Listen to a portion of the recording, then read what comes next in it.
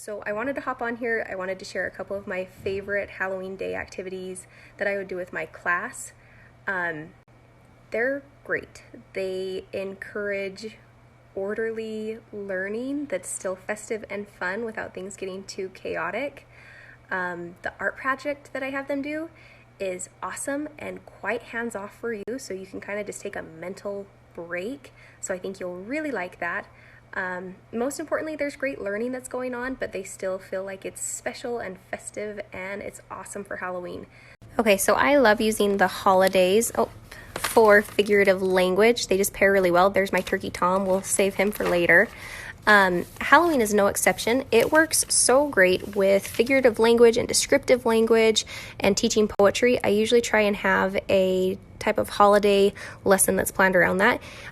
So here's the kind of Halloween poetry language, figurative language lesson that I have. So they start by making a flap book,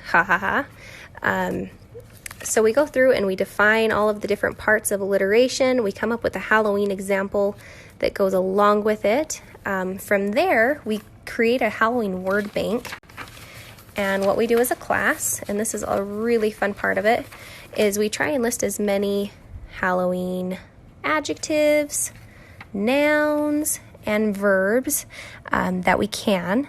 And then what we'll start to do is we'll start to pair them together. So we could say like a nasty jack-o'-lantern gasped. And that's essentially the pattern that our poem is going to follow. So you start to get some really great descriptive, visual language. So there's our word bank. From there, as a class, we start to brainstorm and we start putting them together. You'll notice I really push the alliteration here. So the wicked witch wailed, or the scaly snake slithered. This is where alliteration will really stick with them. We also start to talk about kind of rhyming words. Are there words in here that kind of also have other Halloween words that we could start to rhyme with? It's really fun to put them in groups and have them kind of come up with different ones, and then the class can kind of vote on their favorite. I keep these on the board so that when they go to work on their poems, they have this as kind of an anchor chart to come back to. The poem layout that they start to work on looks like this.